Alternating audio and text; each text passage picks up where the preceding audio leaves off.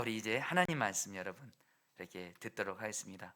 사도행전 22장 1절로 10절로 21절까지 말씀입니다. 자, 우리 제가 한 절, 여러분들 한 절 교독하도록 하겠습니다.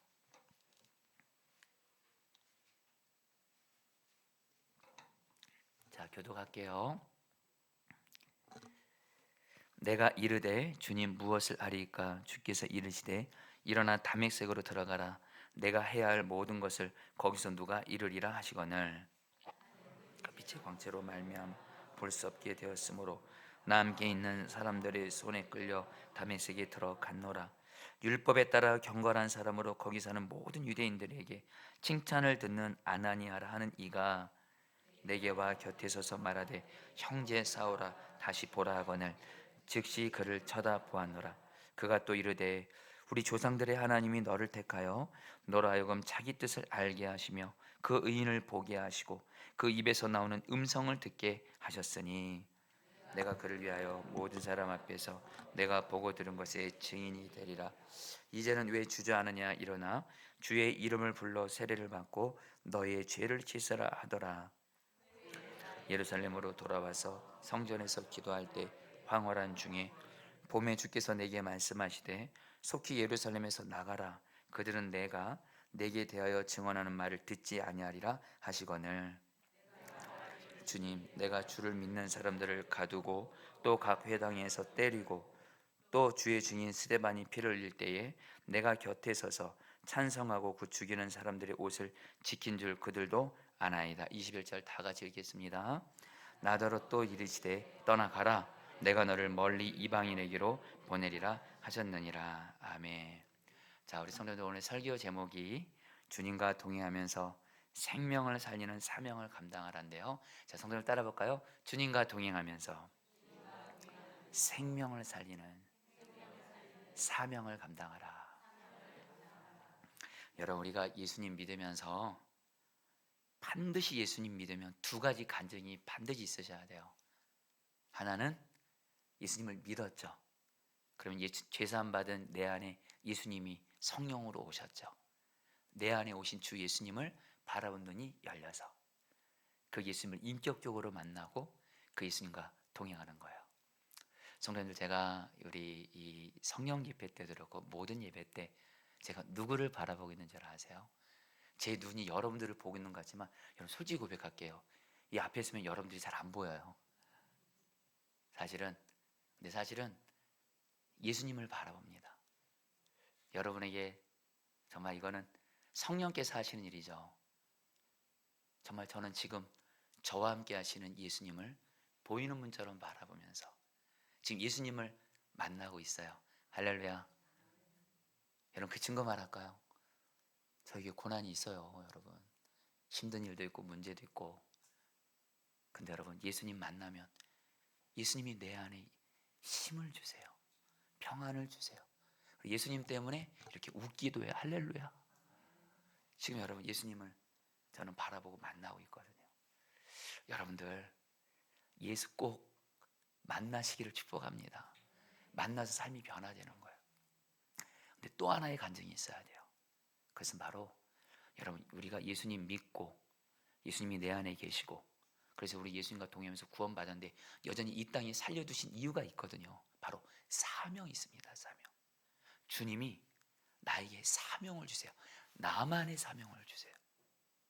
그 사명을 주님으로부터 받고 이 땅에 사는 동안 주님과 동행하면서 그 사명을 감당하다가 결국엔 주님 앞에 가서 결국엔 주님께 칭찬받는 것, 이것이 우리의 여러분 삶인 줄 믿습니다. 여러분 지난주에는 사도행전 2장 22장에서 사도 바울이 여러분들 그 자기를 죽이려고 하고 핍박하는 유대인들에게 간증하는데 간증이 두 가지예요. 하나는 내가 예수 믿지 않았다가, 내가 예수 믿지 않았다가 예수 믿는 자들을 핍박했다가 그러다가 내가 이제는 예수님을 만났다. 그래서 삶이 변화됐다 간증한 거예요. 근데 이제 사도 바울이 이제 오늘 우리가 읽은 말씀 10절부터 해서 이제 마지막 절까지 22장 마지막 절까지 이제는 여러분 그 바울이 자기가 주님께 받은 사명에 대해서 간증을 해요.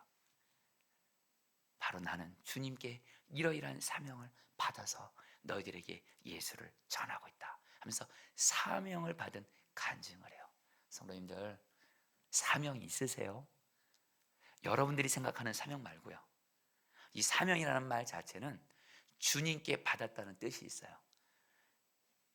나를 만드시고 나를 가장 잘하시고 나를 통해서 가장 선하게 이룰 수 있는 그 사명, 내가 이 땅에 태어난 예수님 믿고 예수님과 동행하는 것과 함께 주님이 나를 통해서 이루고자 하시는 그 사명, 오늘 이 밤에 분명히 깨달으시고, 사명을 아직 모르신 분들은 깨달으시고, 사명을 아시는 분들은 사명을 실제로 감당을 함으로 주님을 기쁘시게 하는 자가 되기를 주의 이름으로 축복합니다. 여러분, 그 10절에 보면요, 바울이 예수님을 만나고 나서요 이렇게 주님께 물어요. 10절 말씀 같이 읽겠습니다. 내가 이르되, 시작. 내가 이르되 주님 무엇을 하리이까? 주께서 이르시되 일어나 다메섹으로 들어가라. 내가 해야 할 모든 것을 거기서 누가 이르리라 하시거니와. 자, 성령 따라했습니다. 주님 무엇을 하리이까? 여러분, 사도행전 22장에 보면 바울이 참 질문을 잘했어요. 다메섹 그 도상에서 바울이 예수님 만난 간증할 때, 처음에 예수님 만날 때 주님 당신이 누구이십니까? 그래서 주님은 바울에게 예수님이 누구신지, 구주이시고 왕이신 예수님을 만나주세요. 근데 바울은 예수님을 만난 것으로 끝나지 않아요. 주님께 물어요. 오늘 말씀에 사도행전 22장, 주님을 만나고 나서 주님 무엇을 하리일까? 성도님들, 이게 바로 사명을 주님께 묻는 거예요. 여러분들, 주님을 만나잖아요. 그러면 주님은 반드시 우리에게, 한 명도 예외 없습니다, 반드시 나에게 사명을 주시는 줄 믿습니다. 우리가 할 일은 뭐예요? 주님, 내가 무엇을 하리까? 내가 주님을 기쁘시게 하기 위해 내가 무엇을 하리까? 그런 주님이 나에게만 허락하시는 사명을 주세요. 그리고 여러분, 사명이 있잖아요. 뭐 어떤 편도 꿈이라고도 할 수 있는데, 사명 있는 사람은요, 여러분, 결국에는 힘이 있어요. 어려움이 있어도 그 사명 때문에 다시 일어나요. 여러분, 저도 말입니다. 저도 어제 때는 정말 마른 뼈같이 무너지고, 너무도 이렇게 그 연약해서 이렇게 넘어질 때도 있지만, 저를 언제나 일으키는 건 주님이시고 또 말씀이고, 또 하나가 있어요. 사명이에요. 사명이 있으니까 그 사명이 다시 또 저를 다시 일으키고 다시 시작해요. 그래요, 여러분, 사명, 주님이 나를 통해서 사명을 이루어 주잖아요. 그게 바로 하나님의 뜻이 하늘에서 이루어진 것 같이 땅에서 이루어진 거예요. 할렐루야. 여러분, 이 은혜 꼭 누리셔야 돼요. 바울이 주님께 무엇을 해야 할지 물을 때 주님은 바울에게 말씀해 주세요. 다메섹으로 들어가라. 그럼 거기에 아나니아라는 사람이 있을 텐데 너가 무엇을 해야 할지 말해줄 거다 그래요. 그래서 바울이 주님 말씀대로 다메섹으로 들어가서 아나니아를 만나게 되고요, 아나니아가 바울에게 이렇게 말합니다. 14절 15절 세 번역 성경을 읽겠습니다. 그때 아나니아가, 읽겠습니다. 시작. 그때 아나니아가 내게 말하였습니다. 우리 조상의 하나님께서 당신을 택하셔서 자기의 뜻을 알게 하시고 그 의로우신 분을 보게 하시고 그분의 입에서 나오는 음성을 듣게 하셨습니다. 당신은 그분을 위하여 모든 사람에게 당신이 보고 들은 것을 증언하는 증인이 될 것입니다. 여러분, 주님이요, 바울이 물었습니다. 예수님 만났어요. 주님, 제가 무엇을 하리까? 아나니아를 통해 주님이 말씀을 주세요. 바로 바울이 보고 들은 예수님, 복음이신 예수님을 증언하는 증인이 될 것이라는 사명을 주세요. 한마디로 여러분, 바울에게 주님은 복음을 전하는 사명, 예수님을 전하는 사명을 주세요. 실제로 여러분들, 그래서 바울은 예수님께 복음을 전하는 사명자다, 이것에 대한 사명을 받고 나서 바울은 여러분들 평생 자기를 누구라고 생각했는지 아세요? 예수님을 만나고 나는 복음을 전하는 자다라는 이 사명을 받고 나서 바울은 스스로 항상 이렇게 생각했습니다. 나는 복음을 전하는 사명자다, 이렇게 생각했고요. 그래서 바울은 그대로 복음을 전하는 사명을 감당했어요. 여러분, 한 예를 로마서 1장 1절 세번역 성경을 읽겠습니다. 그리스도 예수의 종인, 시작. 저 예수의 종인 나 바울은 부르심을 받아 사도가 되었습니다. 나는 하나님의 복음을 전하기 위하여 따로 세우심을 받았습니다. 여러분, 사도 바울이요, 여러분, 사도 바울이 왜 주님께 귀하게 쓰임 받았는지 우리가 좀 알 필요 있어요. 물론 사도 바울을 향한 주님의 크신 은혜도 있지만, 사도 바울은 그 주님의 은혜에 주님을 만난 자로서, 주님께 사명을 받은 자로서 너무 귀하게 반응한 것이 있어요. 사도 바울은 뭐라고 말하냐면, 나는 사도다 그래요. 복음을 전하는 사도다. 이 사도란 말이 무슨 뜻이냐면, 보내심을 받은 자, 즉 주님께 복음을 전하라는 이 사명을 받은 자라고 바울은 생각했어요. 그래서 바울은 분명히 말하잖아. 나는 누구냐? 로마서 1장, 나는 하나님의 복음을 전하기 위하여 따로 세우심을 받았습니다. 바울은 스스로 자기를 누구로 생각했냐? 나는 복음이신 예수 그리스도를 전하는 사명자입니다, 이렇게 생각했고요. 사람은 이렇게 자기가 생각하는 대로 실제로 행동하게 되고, 거기서 모든 삶의 태도가 나오는 거예요. 여러분, 바울이 왜 이렇게 전도를 잘했는지 아세요? 아주 근본적인 이유 하나 말할게요. 바울은 나는 누구인가? 나는 복음을 전하는 사명자다. 복음을 전하는 사명을 주님께 받았다. 나는 전도자다. 이렇게 생각했어요. 생각하면 그대로 행동이 나오게 되어 있다는 거예요. 여러분이 조금 좀 와닿게 말씀드린다면, 실제로 한국에서 있었던 일인데, 한 정신병원에서 한 남자 환자가 무단 탈출을 했어요. 근데 이 환자는 평소에 자기가 남자인데도 자기를 여자라고 생각하는 거예요. 그래서 유달리 뭐에 관심이 많냐면 옷에 관심이 많아요. 제가 여러분 여자분들의 어떤 편을 갖고 있는 건 아니고요. 그 여자분들이 옷에 관심이 그래도 남자분들보다 많잖아요, 그렇죠? 저도 제가 제 사랑하는 우리 어머니도 그렇고 제 아내를 봐도 그렇고, 이렇게 옷은 여러분들 여자분들이 이렇게 관심이 분명히 더 있긴 하더라고요. 그래서 이 정신병원을 탈출한, 원래는 남자인데 자기를 여자라고 생각해서 탈출한 이 남자, 이 정신병자를 어디서 찾을까 하다가 어떤 사람이 그렇게 말한 거예요. 명동으로 가보자. 명동으로 가보자. 명동이 패션 가게들이 많이 있지 않냐, 거기 가보자 해서 거기를 딱 가봤더니, 그 남자 환자가 패션 가게 앞에서 옷 구경에 푹 빠져 있다가 잡혔대요. 예, 여러분. 네, 여러분들 보세요. 이 남자 환자는 자기를 여자라고 생각하죠. 그런 여자라 생각하니까 여자처럼 행동하고 여자처럼 옷을 좋아하고 패션 가게 앞에서 옷을 보게 되는 것처럼, 이게 굉장히 중요한, 여러분들, 이 성경적인 원리가 있어요. 사람은요, 나를 누구라고 생각하느냐에 따라서 그대로 행동합니다. 삶의 태도가 거기서 나옵니다. 바울은 뭐라고? 바울은 정말 귀한 사람. 바울은 주님과 동행하면서 주님께 너는 복음을 전하는 자야, 사람들에게 복음을 전하는 사명자로 하나님께 부름 받았어. 그때부터 사도 바울은 나는 복음을 전하는 사명자다 생각했고요. 자기를 복음을 전하는 전도자라고 생각했고요. 그래서 실제로 언제나 어디서나 누구를 만나든 복음을 전했고, 주님은 그런 바울을 통해서 놀라운 하나님의 뜻을 이루어 가신 줄 믿습니다. 성도님들, 저와 여러분들도 사명 받으신 걸 기억하셔야 돼요.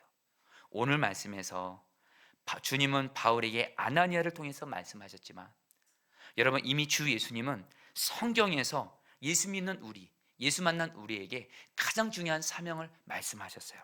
그것은 바로 뭐예요? 복음이신 예수 그리스도를 전하는 대사명이에요. 몇 가지 말씀만 보드렸습니다. 마태복음 28장 19절 20절 말씀, 다 아는 말씀이지만, 여러분, 예수님이 하늘로 승천하기 전에 이 땅에 있을 때 마지막으로 하셨던 유언 같은 말씀이에요. 그러므로 너희는 가서, 같이 읽겠습니다. 시작.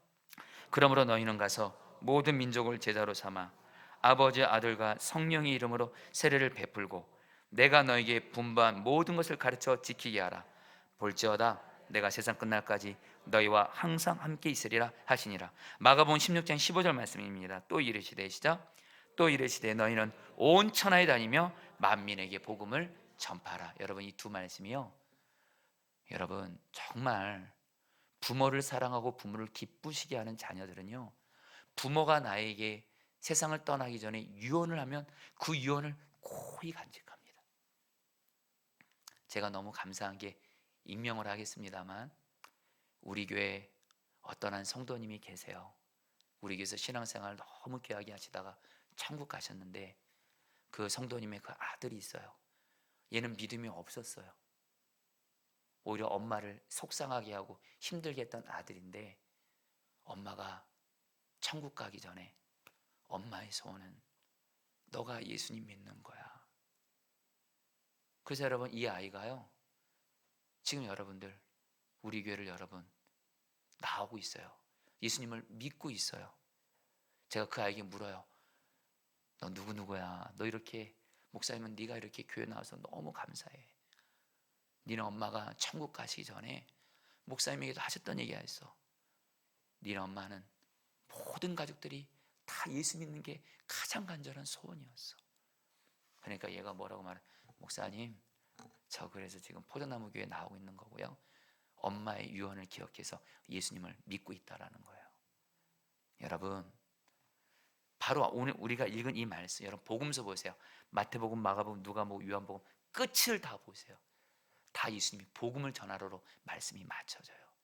유언과도 같아. 여러분, 정말 우리가 주님을 사랑하잖아요. 그리고 주님을 사랑하면 복음을 전하라, 이것이 나의 사명이 됩니다. 할렐루야. 그래서 여러분들, 베드로전서 2장 9절 말씀도 같이 한번 읽어볼까요? 그러나 너희는, 같이 읽겠습니다. 시작. 그러나 너희는 택하신 족속이요 왕같은 제사장들이요 거룩한 나라요 그의 소유된 백성이니 이는 너희를 어두운 데서 불러내어 그의 귀한 빛에 들어가게 하신 이의 아름다운 덕을 선포하게 하려 하심이라. 여러분, 그러면 이 말씀 그대로 그냥 보여주세요. 여러분, 이 말씀 보세요. 조금 쉽게 풀겠습니다. 주님이 베드로전서 2장 9절 통해서 말씀하십니다. 너희는 택한 족속, 왕같은 제사장, 거룩한 나라, 그의 소유된 백성이니, 한마디로 우리는 예수 믿고 구원받은 하나님의 백성이여 자녀가 되었다라는 거예요. 근데 거기서 끝났다는 것이 아니에요. 이는 예수님이 우리를 구원하신 목적은, 예수님이 우리를 하나님의 자녀로, 하나님의 백성으로 삼으시고 구원하신 목적은 너희를 어두운 데서 불러내어 그의 귀한 빛에 들어가게 하신 이 바로 누구시죠? 예수님의 아름다운 덕을 선포하게 하려 하심이라. 예수님을 전하게 하심이라. 여러분, 복음을 전하는 이 사명은요, 선택이 아니에요. 주님이 우리를 구원하신 목적이요, 내가 사는 목적이요, 신앙의 목적인 줄 믿습니다. 이렇게 생각하세요, 여러분들. 여러분 이 시간 이후로 복음 전하는 거, 여러분, 제가 결코 교만함으로 말하는 거 아니에요. 복음 전하는 거, 전도하는 거 어렵지 않습니다. 복음 전하는 걸, 그 사람이, 예수 안 믿는 사람이 예수님 믿게 하는 거는 내 힘으로 할 수는 없지만, 저와 여러분들도 바울처럼 예수님이 복음을 전하는 사명을 나에게 주셨지. 그래서 나는 복음을 전하는 사명자다. 주님의 이 말씀을 마음에 새기고, 나는 누구인가? 주님이 나를 구원하신 목적은 무엇인가? 예수님을 전하라고. 나는 예수님을 전하는 전도자입니다, 사명자입니다. 마음으로 생각만 하면 전도할 수밖에 없는 줄 믿습니다. 여러분, 제가 이전에 선한목자에서 부목사로 사역할 때, 그때 선한목자에서 전도 축제를 했었어요. 그래서 저도 제가 섬기던 교구에서 전도 축제를 준비하고 있었는데, 그때 한국교회 안에서 어떤 교회가 있었습니다. 전도를 굉장히 잘하는, 목회자뿐만이 아니라 장로님들부터 해서 성도들이 다 같이 전도에 순종하는, 그래서 전도로 부흥으로 소문난 그런 교회가 있었어요. 그래서 제가 교회 임원들을 모시고 여러분 전도를 잘하기로 소문난 그 교회를 탐방 갔던 적이 있어요. 근데 그때 그 교회 담임 목사님이, 여러분 그 교회가요, 그 교회들 그때 전도 축제를 하고 있었는데, 와, 정말 도전받은 게 뭔지 아세요? 그 교회 담임 목사님들 없고, 부교육자들 없고, 장로님들, 교회 지도자들, 일반 성도까지 다 전도해요. 전도 축제 앞두고 다들 전도 대상자 작정하고 그들을 위해서 생명권에서 기도하고 실제로 전도를 실천하기를 온 교회가 다 힘써요. 그래서 정말 그 교회는 사도행전에 나타나는 교회처럼 날마다 구원받는 백성들이 더해지는 그런 부흥이 임하는 교회였어요. 근데 그 비결이 뭔지 아세요? 그 교회 담임 목사님이 베드로전서 2장 9절 이 한 절 말씀 가지고 설교를 하는데, 이 말씀 가지고 그 교회 모든 성도들을 다 전도하는 자로 만들더라고요. 이렇게 설교하시더라고요. 여러분들, 하나님이 말씀하셨어요. 우리는 예수 믿어서 구원받은 택한 백성이요, 제사장이요, 거룩한 나라요, 하나님 백성 되었는데, 주님이 우리를 이렇게 구원하신 목적은 우리를 어두운 데서 불러내어 그의 기현 빛에 들어가게 하시니 예수님의 아름다운 덕을, 예수님을 전하게 함이라. 여러분, 전도는 목적입니다. 목사인 나도 그렇고 성도님들도 예수님을 믿고 구원받은 목적, 예수님 전하라고, 이걸 설교하시더라고요. 이 말씀 하나로 여러분들 전 성도들이 다 전도에 헌신하시더라고요. 특별히 인상적인 분이 있었어요. 한 분이 간증을 하시더라고요. 우리나라 대기업 회장님이었습니다. 그분은 그 교회 장로님이신데, 이 장로님은 회사를 운영하는 목적이 대기업이에요. 그룹입니다. 그룹. 저는 그분이 뭐 대기업 그룹 총수여서 그게 좋아했던 게 아니라, 이 장로님이 간증을 하시는데, 이 장로님은 돈 버는 게 목적이 아니에요.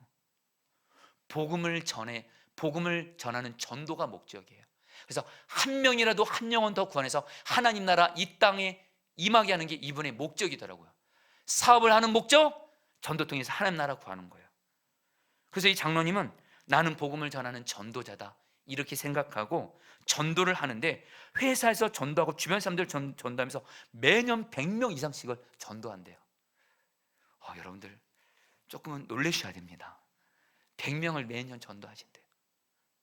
그러면서 또 이 장로님이 뭐라고 말씀하냐면, 당연히 큰 회사다 보니까 회사를 운영하다가 어려움이 생기고 물질 문제가 생기고 회사가 위기를 만날 때가 있어요.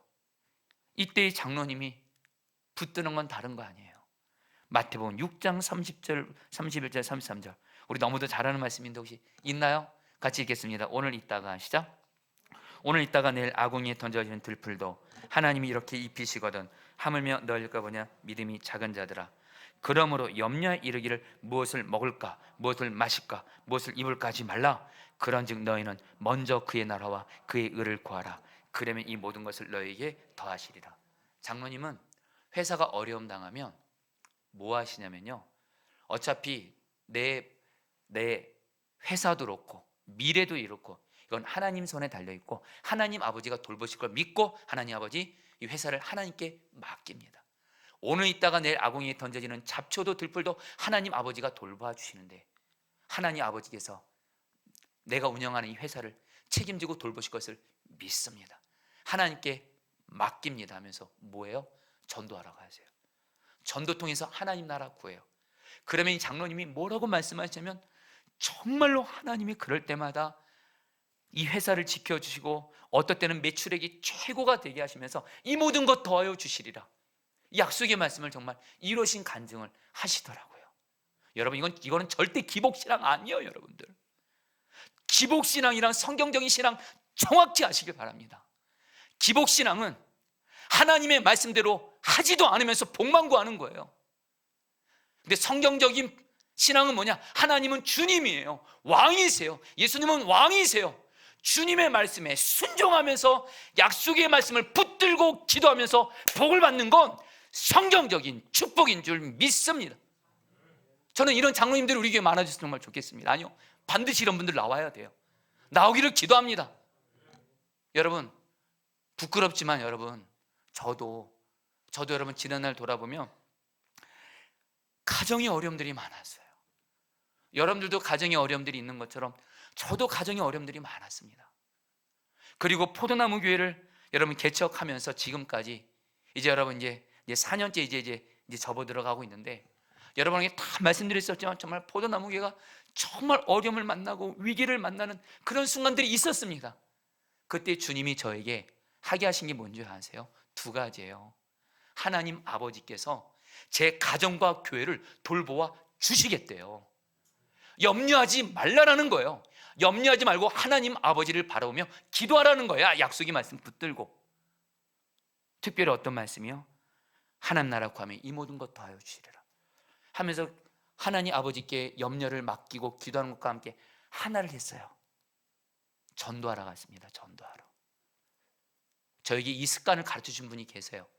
우리 감자탕교회 광염교회 우리 조연산 목사님. 그분은 삶을 살다 위기를 만나고 교회를 목회하다가 위기를 만나면 하나님을 기쁘시게 해야 되겠다.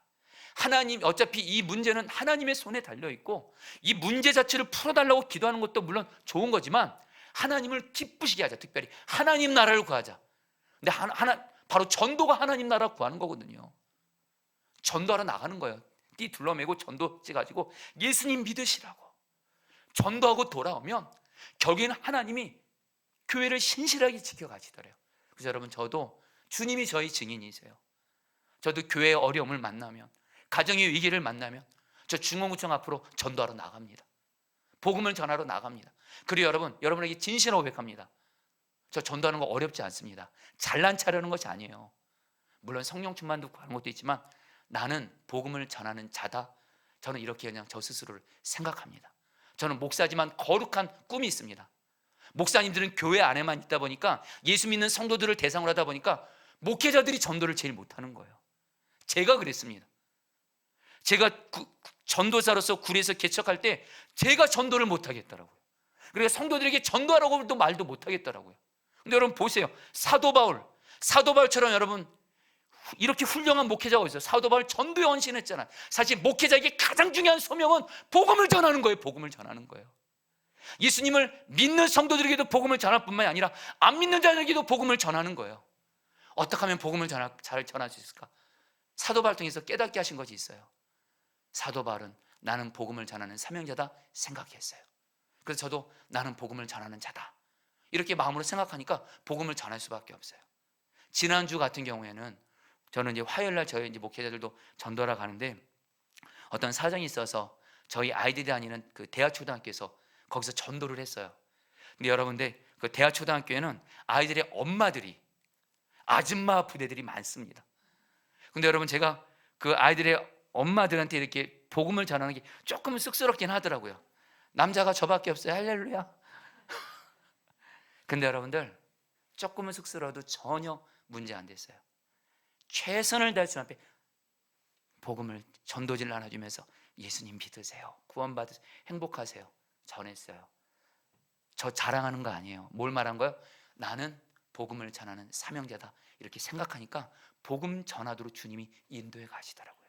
성도님들, 정말 여러분들 내가 어떤 상황이 있든지 간에 주님이 내게 맡기신 복음을 전하는 이 사명을, 여러분 전도하는 이 사명을, 바울에게 복음을 전하는 사명을 주님이 맡기셨고 바울은 나는 복음을 전하는 자다 생각하면서 복음을 전함으로 주님을 기쁘시게 하면서 하나님 나라 구한 것처럼 여러분도 성도님 따라했습니다. 나는 복음을 전하는 사명자다 생각하고 주님 말씀에 순종하여 복음을 전하십시오. 전도하십시오. 그 사람이 예수 믿고 구원받게 하는 건 내 영역 아니에요. 복음만 전하세요. 그러면 그게 바로 하나님 나라고 하는 거예요. 주님 기쁘시게 하는 거예요. 그리고 덤으로 어떤 은혜를 주세요? 이 모든 것 더하여 주시리라. 내 삶의 문제도 주님이 은혜 가운데 풀어주신 은혜를 경험하시는 거예요. 할렐루야. 그러면서 여러분들, 근데 사도 바울이 근데 오늘 말씀에서 주님이 사도 바울에게 복음을 전하라고 하면서, 물론 모든 사람들에게 다 복음이 필요한데 사도 바울에게는 특별히 어떤 한 대상을 딱 꼭 정해서 하나님이 말씀하세요. 사도행전 22장 17절로 18절 21절 세 번역 성경으로 조금 길지만 읽어보도록 하겠습니다. 그 뒤에 내가, 같이 읽겠습니다. 시작. 그 뒤에 내가 예루살렘으로 돌아와서 성전에서 기도하는 가운데 황홀궁에 빠져 주님이 내게 말씀하신 것을 보았습니다. 그는 말씀하시기를 서둘러서 예루살렘을 떠나라. 예루살렘 사람들이 나에 관한 내 증언을 받아들이지 않을 것이기 때문이다 하셨습니다. 그때 주님께서 말씀하시기를 가라, 내가 너를 멀리 이방 사람들에게로 보내겠다 하셨습니다. 자, 성도님들, 주님은요 바울에게 복음을 전하라고 하면서 모든 사람에게 복음 전해지면 어느 한 대상을 딱 정해요. 바로 이방인들입니다. 사실 주님은 베드로 같은 12사도들에게는 예루살렘에 있는 유대인들에게 복음을 전하는 사명을 주셨어요.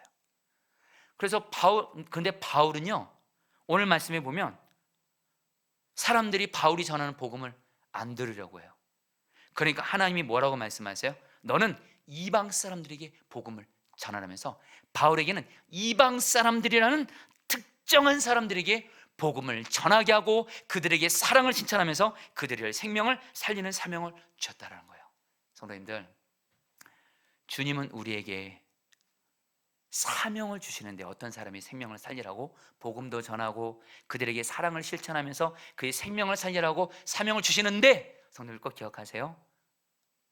나만의 특별한 어떤 사람을 주님이 정해주세요. 그 사람에게 복음을 전하고 사랑을 실천하면서 나아갈 때, 그것이 바로 주님이 우리에게 맡기신 사명이시라는 거예요. 특별히 여러분, 오늘 말씀에서 바울은 기도하는 가운데 주님의 말씀을 통해서 이방인들에게 복음을 전하라, 이방인의 생명을 살리는 사명을 주신 것처럼 저 여러분들도 말입니다, 기도와 말씀을 통해서 기도해요. 그리고 성경 말씀을 읽어요. 그럼 반드시 주님은요, 저 여러분들이 주님을 만났잖아요.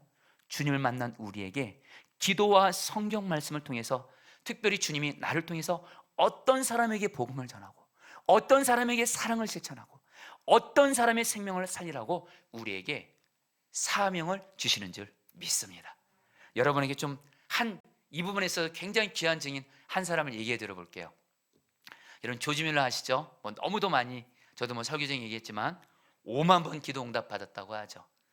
여러분들 고아들의 아버지로 여러분들 하나님 앞에 너무 귀하게 쓰임 받았죠. 돈 한 푼 없이 수만 명의 고아들을 오직 기도로 먹이고 살리고 교육시킨 고아들의 아버지 조지 밀러. 여러분 조지 밀러가요, 어떤 사람이었냐면, 조지 밀러는 독일에서 태어났는데요, 아버지는 세무사로 일했고 어머니가 믿음이 좋으셨대요. 그러나 안타까운 것은 이 조지 밀러는 청소년 시절에 심각한 문제였다고 합니다.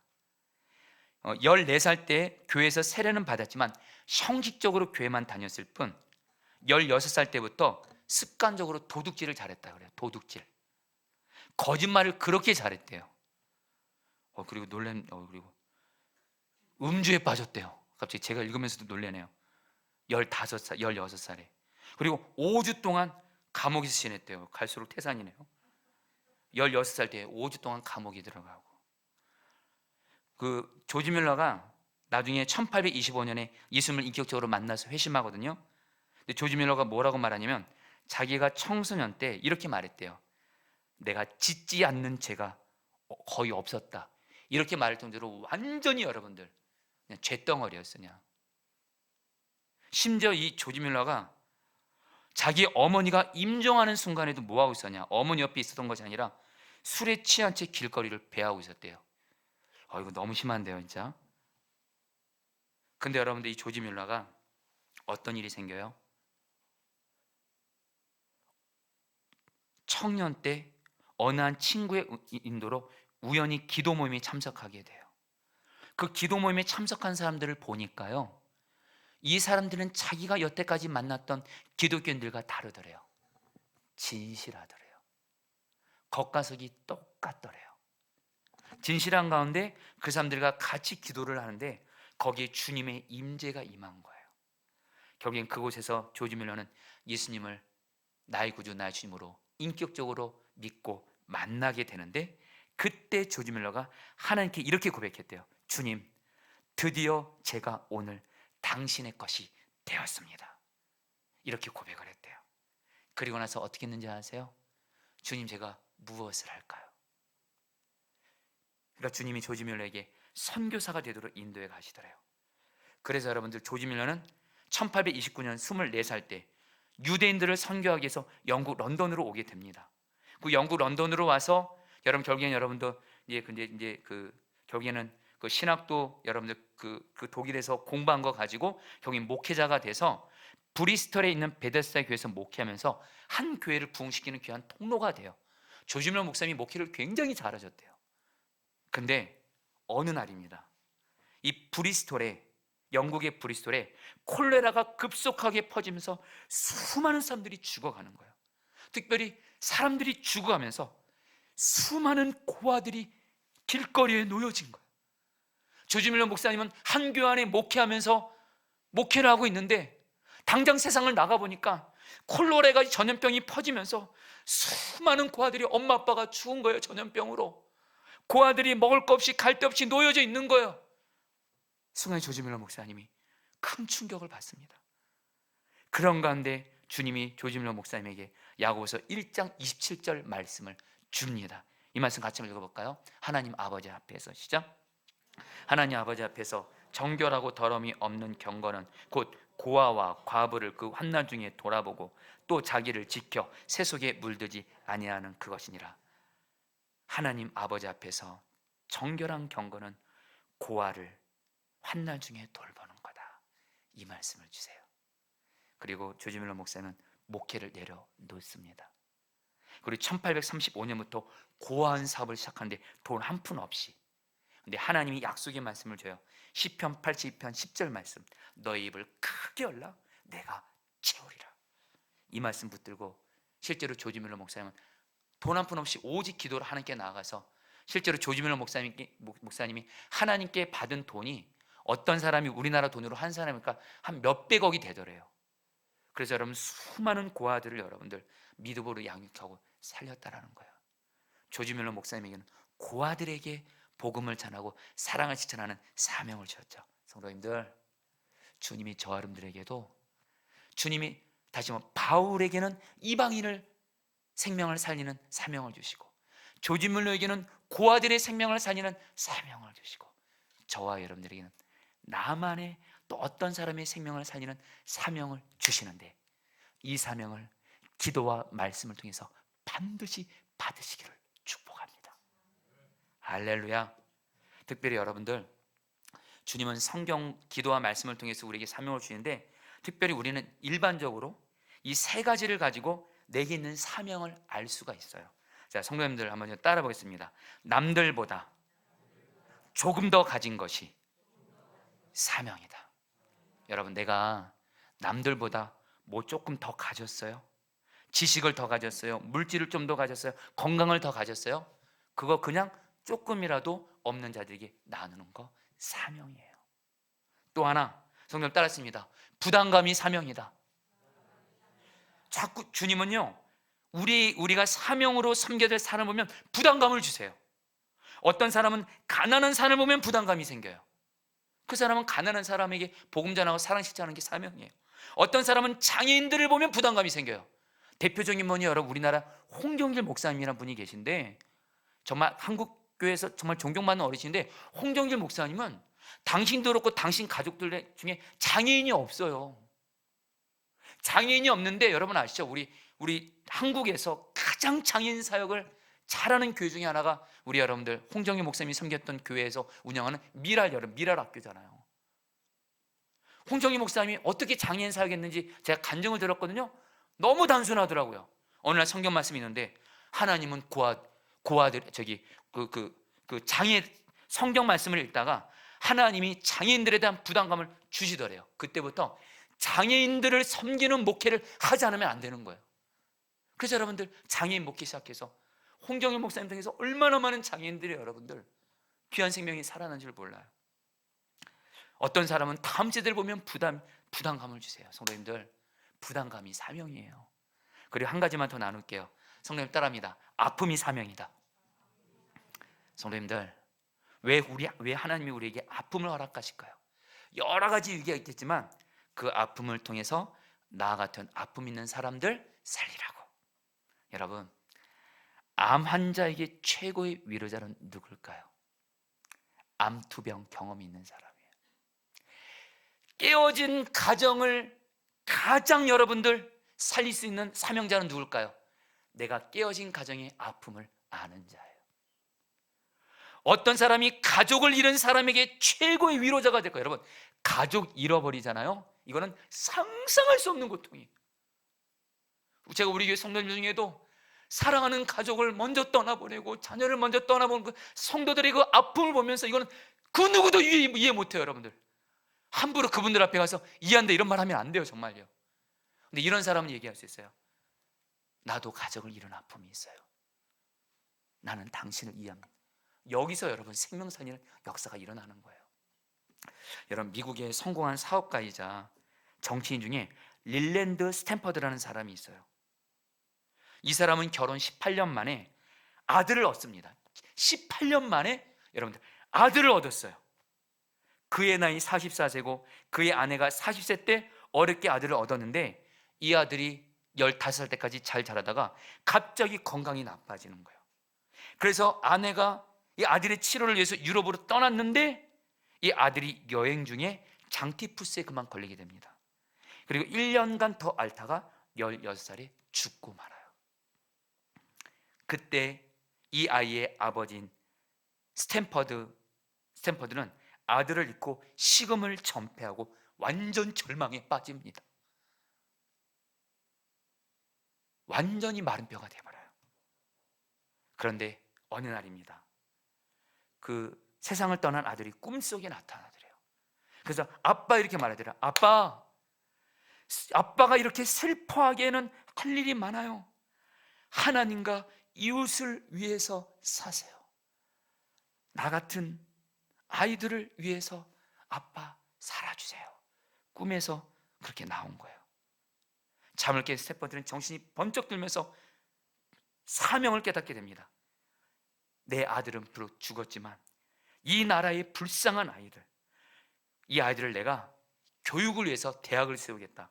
그래가지고 대학을 세웠는데, 그 대학교 이름이 릴랜드 스탠퍼드 주니어 대학교인데요, 여러분 이 대학이 지금 어떤 대학인지 아세요? 지금 전 세계에서 공대 중에서 가장 세계적으로 좋은 대학이 바로 스탠퍼드 공과대학이에요. 스탠퍼드, 이 세계적인 명문대 스탠퍼드 대학이 아들을 잃어버린 아픔을 통해서 스탠퍼드라는 사람을 통해서 세워지는 거예요. 성도님들, 아픔이잖아요, 사명인 줄 믿습니다. 할렐루야. 여러분, 아프면 자꾸 내 아픔 속에 빠지지 마세요. 그러면 나만 손해입니다. 오히려 아프세요. 주님께 나아가면서 나 같은 아픔과 고통을 경험한 자를 다가가세요. 여러분이 한마디 말만 해주면 돼요. 내가 당신 이해해요. 그 마음으로 기도 한 번만 해줘도 사람의 생명을 살리는 여러분들 사명자가 되는 줄 믿습니다. 여러분, 이제 좀 말씀을 좀 마무리하도록 할게요. 여러분, 저와 여러분들이 오늘 말씀을 보면 사도 바울은 결국 유대인들에게 복음을 전하지만 유대인들이 복음을 받아들이지 않아요.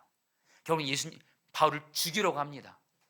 그런데 여러분, 오늘 말씀 보면요, 바울은 낙심하지 않아요. 여러분, 왠지 아세요? 하나님이 바울에게 무슨 사명을 줬다 그랬죠? 너는 유대인들이 아닌 이방인들에게 복음을 전하게 될 거야. 결국엔 바울은 로마의 천부장을 통해서 결국에는 어디로 가게 돼요? 유대인들이 복음을 받아들이지 않으니까 주님께서는 바울을 향한 사명은 여전히 지속된 가운데 바울을 로마의 그 군대의 보호를 받으면서 죄수의 신분으로 로마를 가게 하시고 결국엔 로마에서 복음을 전하는 사명을 감당하게 됩니다. 제가 뭘 말씀드리냐면요, 성도님들, 여러분들 복음 주님과 동행하면서 사명 감당하다가 복음을 전해서 사람들이 예수님 안 믿는 것 같아요. 오늘 말씀에 나오는 바울이 전한 유대인들처럼 낙심하지 마세요.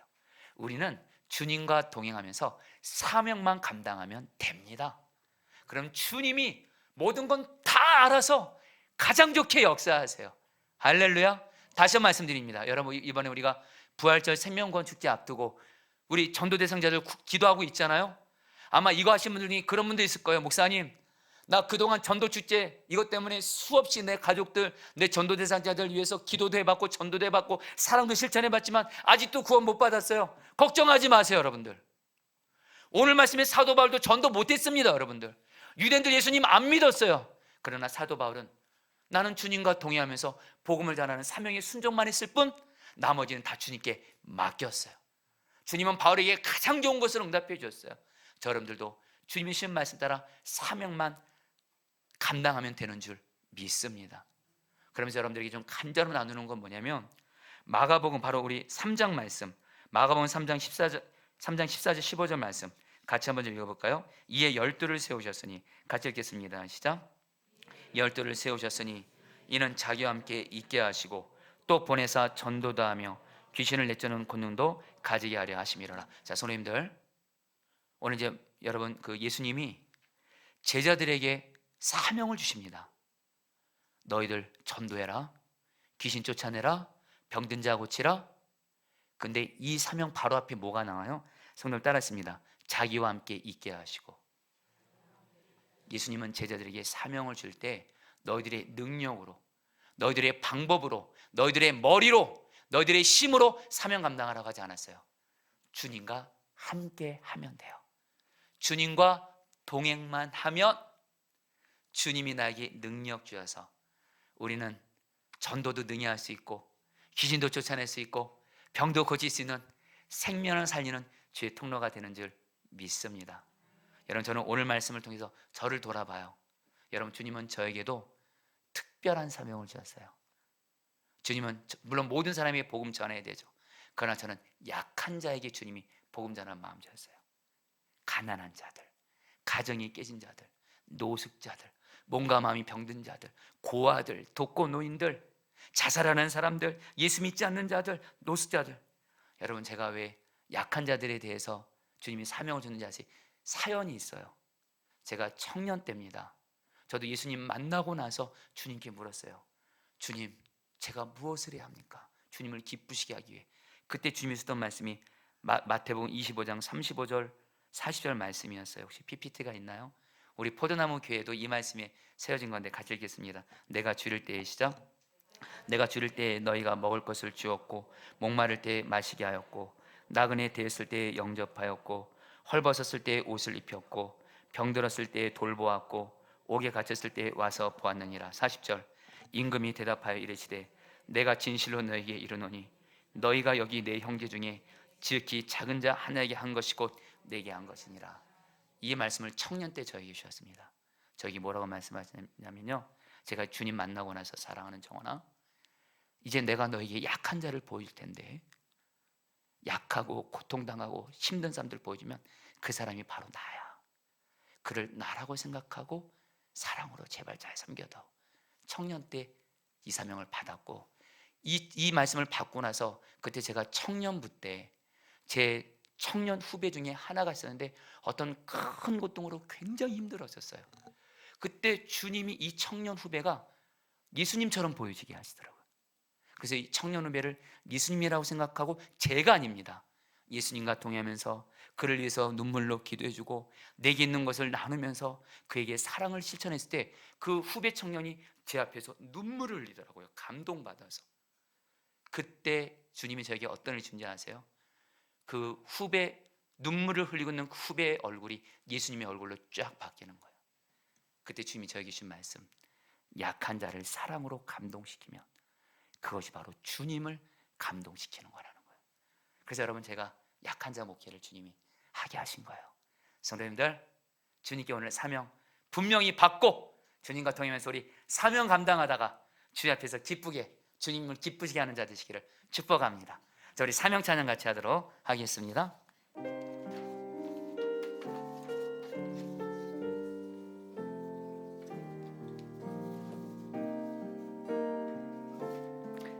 주님이 홀로 가신, 주님이 홀로 가신 그 길 나도 따라가오. 모든 물과 피를 흘리신 그 길을 나도 가오. 험한 산도 나는 괜찮소. 험한 산도 나는 괜찮소.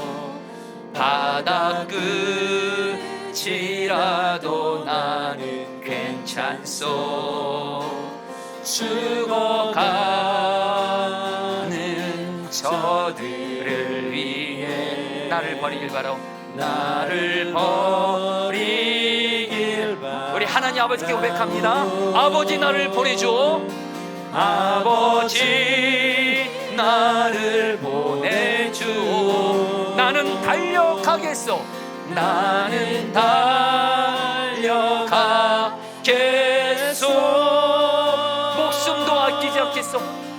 목숨도 아끼지 않겠소. 나를 보내주오. 주님이 홀로 가신 그 길 나도 따라가오. 주님이 홀로 가신 그 길 나도 따라가오.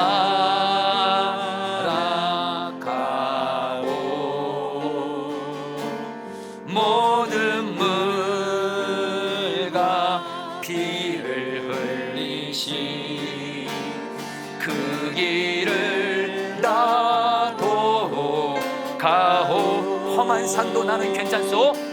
험한 산도 나는 괜찮소.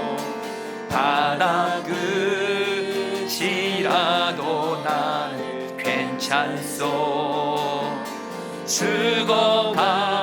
죽어가는 저들을 위해 나를 버리길 바라오.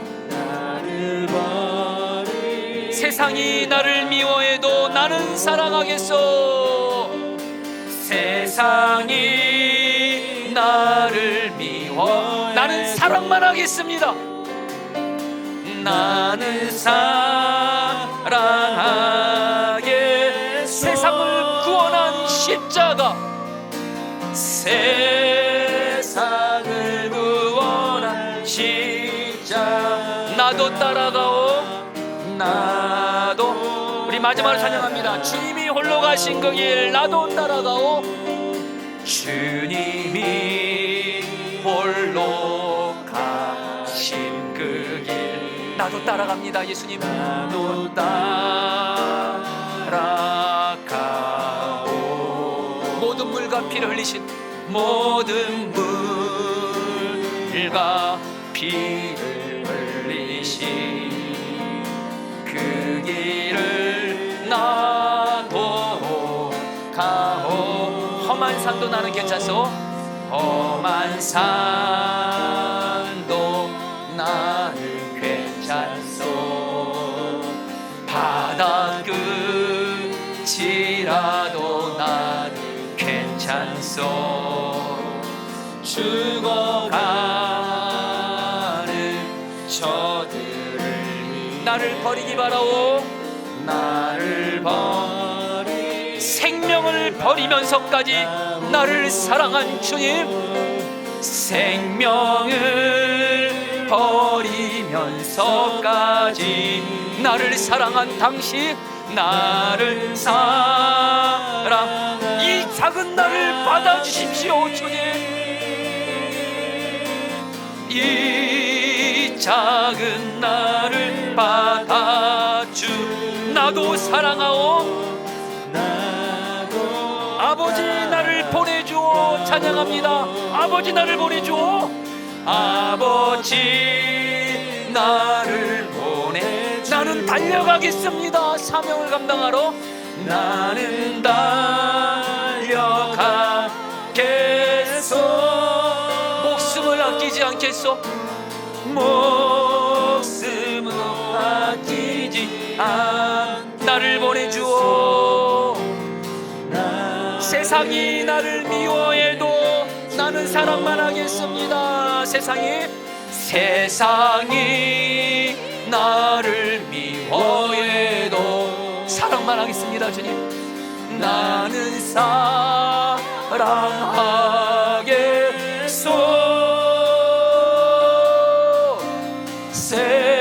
세상을 구원한 십자가 나도 따라가오. 마지막으로 고백합니다. 생명을 버리면서까지 나를 사랑한 주님, 생명을 버리면서까지 나를 사랑한 당신, 나를 사랑한 당신, 이 작은 나를 받아주십시오.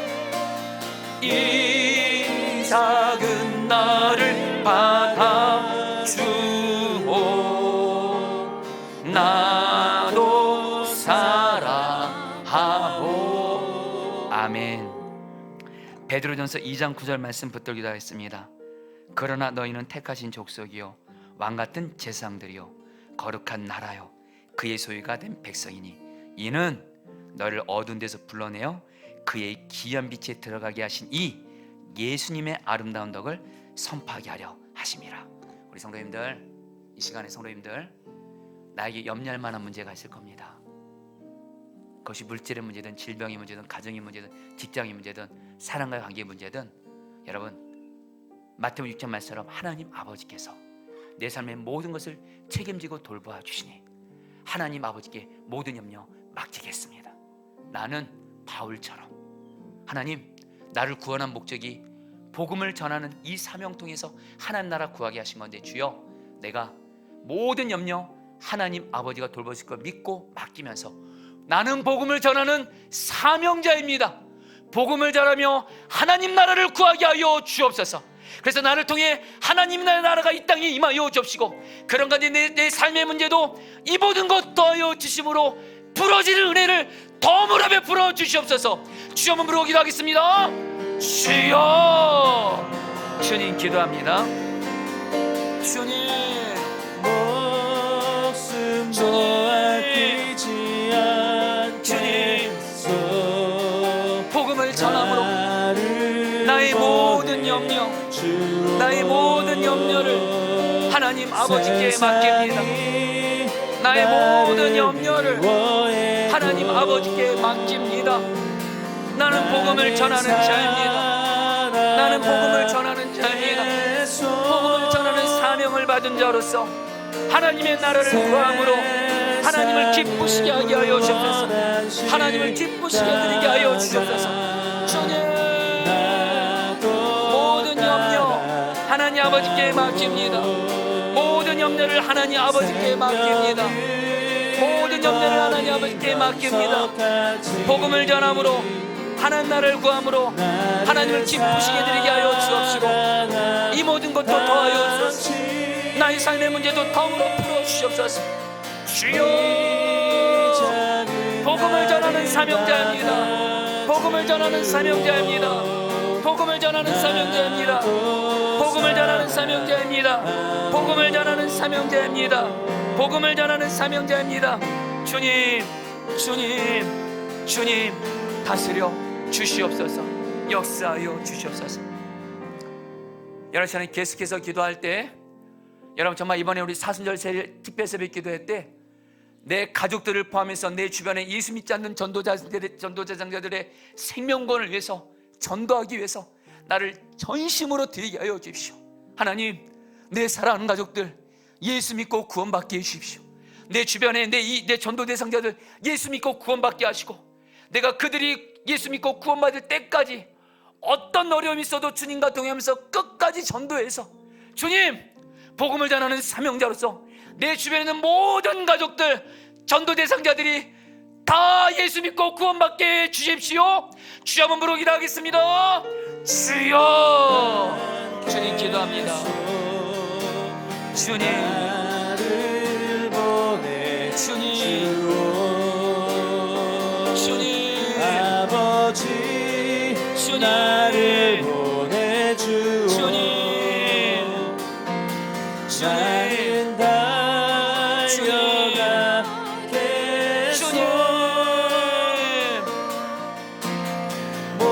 내 가족들 다 예수 믿고 구원받게 하소서.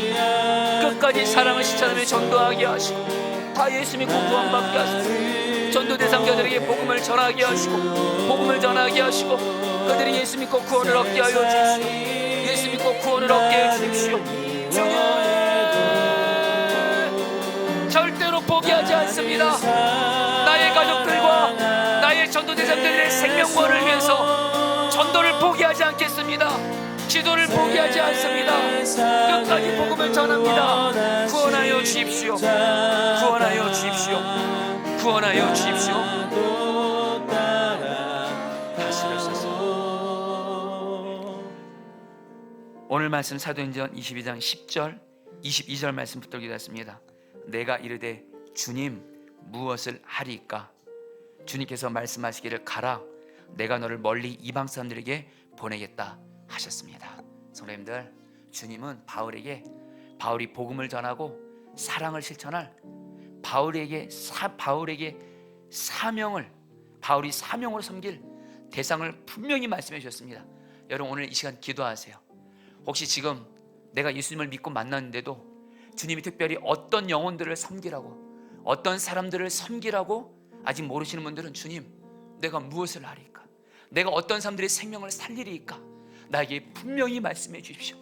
나에게 주님의 사명이 있는 그 사람을 향해서 부담감이 있게 하시고, 그 사람을 향해서 주님의 마음이 임하게 하시고, 그 사람의 아픔이 나의 아픔 돼서 정말 주님 내가 사명으로 섬길 사람을 분명히 알고 깨닫고 그를 섬기게 하여 주옵소서.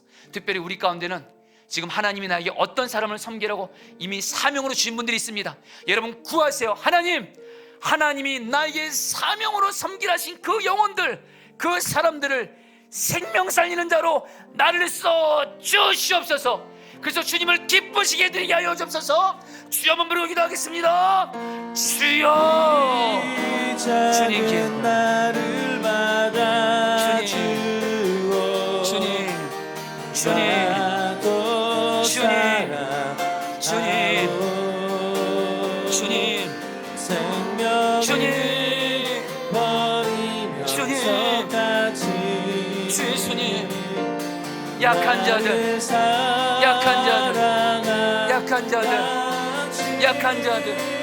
약한 자들, 예수님, 약한 자를 사명으로 섬기게 하소서. 사명으로 섬게 나에게 말씀하소서. 내가 어떤 사람을 사명으로 섬게 할지 알게 하소서. 깨닫게 하소서. 주여 다스려소서. 주여 알게 하시고, 사명을 알게 하시고, 사명을 주님과 함께 잘 감당하게 하소서. 사명을 감당함으로 생명을 살리는 자가 되게 하소서. 주님 다스려주세요. 주님 다스려주세요. 주님 다스려주세요. 주님 다스려주세요. 주님 다스려주세요. 주님 다스려주세요. 주님 다스려주세요. 주님 다스려주세요. 주님 다스려주세요. 주님, 성도님들, 특별히 성도님들이 지금 포도나무 교회를 다니신다는 것은, 포도나무 교회에서 신앙생활 하신다는 것은, 우리 포도나무 교회는 약한 자들을 주님처럼 사랑하고 약한 자의 생명을 살리기 위해서 주님이 이 교회를 세워주셨습니다. 여러분들에게 우리 교회가 특별히 약한 자로 품고 기도하는 대상들이 있습니다. 제가 한 사람 한 사람을 얘기할 때 여러분들 기도해 주세요. 그 중에 한 사람을 여러분 딱 정하시고, 우리 포도나무 교회가 그 약한 자의 생명을 살리는, 그 약한 자를 주님처럼 사랑을 섬기면서 그 약한 자의 생명을 살리는 교회가 되도록 여러분 특별히 기도해 주세요. 한 대상을 정하세요. 먼저 예수 믿지 않는 자입니다. 우리 포도나무 교회는 기존에 예수 믿는 성도들을 우리 교회로 데리고 오게 하려는 그런 교회가 아니라, 먼저는 예수 믿지 않는 자들 살리는 그런 교회 되게 해주십시오. 또 여러분들, 예수님을 믿었지만 교회를 안 나가는 소위 가난한 성도를 하고 있습니다. 예수님은 믿지만 교회가 싫어서 방황하는 가난한 성도들 안 나갑니다. 안 나가. 거꾸로 말해, 이런 사람들 너무 많습니다. 주님을 떠난 영혼들이, 교회를 떠난 영혼들이 우리 교회를 통해서 살리게 하여 주십시오. 그 다음에 여러분, 또 우리 교회는 장애인들입니다. 여러분, 저는 장애인들의 마음을 압니다. 우리 하영이가 장애가 있기 때문에 그렇습니다. 우리 포도나무 교회는 장애인들을 주님처럼 잘 섬길 겁니다. 우리 교회가 장애인들을 잘 섬기고 살리는 교회가 되도록 기도해 주세요. 특별히 우리 교회는 경제적으로 가난하고 어려운, 물질적으로 빚진 자들을 살리는 교회가 될 겁니다. 제가 가난한 자들의 심정을 알기 때문에 그렇습니다. 주여, 우리 교회가 가난한 자들을 살리는 교회가 되게 해주십시오. 특별히 여러분, 또 우리 교회는 자살하려는 자살하는 사람들을 막는 교회가 될 겁니다. 저는 사랑하는 사람들 2사람을 자살로 떠나보낸 적이 있기 때문에 자살이 저에게는 사명이 됐습니다.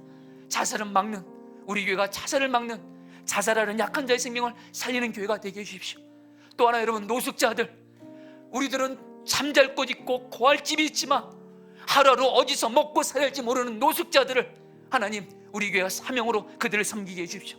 고아들 있습니다. 고아들 있습니다.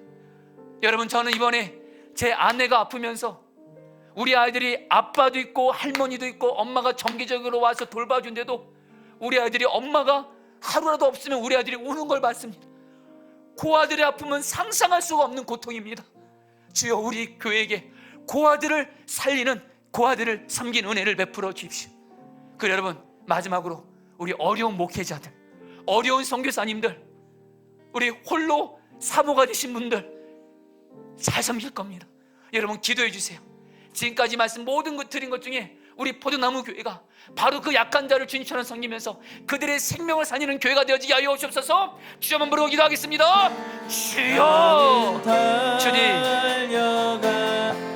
다스려 주십시오. 예수님 다스려 주소서. 예수님 다스려 주소서. 예수님 다스려 주소서. 주님, 우리 교회가 약한 자를 주님처럼 섬기게 하소서. 예수 믿지 않는 자의 생명을 살리게 하소서. 주님을 떠난 자들의 생명을 살리게 하소서. 주님 고아들의 생명을 살리게 하소서. 장애인들의 생명을 살리게 하소서. 독거노인들의 생명을 살리게 하소서. 자살하는 사람들의 생명을 살리게 하소서. 몸과 마음이 병든 자들의 생명을 살리게 하소서. 가정이 깨어진 자들의 생명을 살리게 하소서. 경제적으로 가난한 자들의 생명을 살리게 하소서. 노숙자들의 생명을 살리게 하소서. 어려운 목회자와 선교자들의 생명을 살리게 하소서. 주님, 주님, 주님, 생명을 주님, 주님, 주님, 주님, 나를 주님, 약한 자들을 복음의 능력으로, 사랑의 능력으로 살리게 하여 주시옵소서. 우리 교회 가운데 성령의 복음을 주시옵소서. 주여 다스려 주소서. 주여 은혜 베풀어 주소서. 주여 역사해 주옵소서. 주님, 주님, 우리 마지막으로 마가복음 3장 14절 15절 말씀 붙들기도 하겠습니다. 이에 12를 세우셨으니 이는 자기와 함께 있게 하시고 또 보내사 전도도 하며 귀신을 내쫓는 권능도 가지게 하려 하심이라. 성도님들, 우리는 우리의 사명은 바로 생명 살리는 겁니다. 약한 자의 생명을 살리는 건데 여러분 걱정은 마세요. 나에게는 살리는 능력 물론 없지만 우리는 예수님과 동행을 할 수 있습니다. 내 안에 계신 예수님과 동행만 하세요. 기도와 말씀으로 예수님과 동행만 하세요. 예수님이 주시는 말씀대로만 말하고 순종만 해보세요. 그러면 예수님이 우리에게 능력 줘서 전도도 능히하게 하시고 귀신도 쫓아내게 하시고 못 고칠 병도 고치게 하심으로 생명을 살리는 사명을 감당하게 하실 겁니다. 우리 마지막으로 기도할 때 우리가 진짜 생명경을 해야 될 건 주님과의 동행입니다. 말로만이 주님과의 동행이 아닌 실제로 주님과 동행함으로 말미암아 생명을 살리는 사명을 감당하게 하셔서 마지막으로 주여 부르짖어 기도하겠습니다. 주여, 주님, 주님,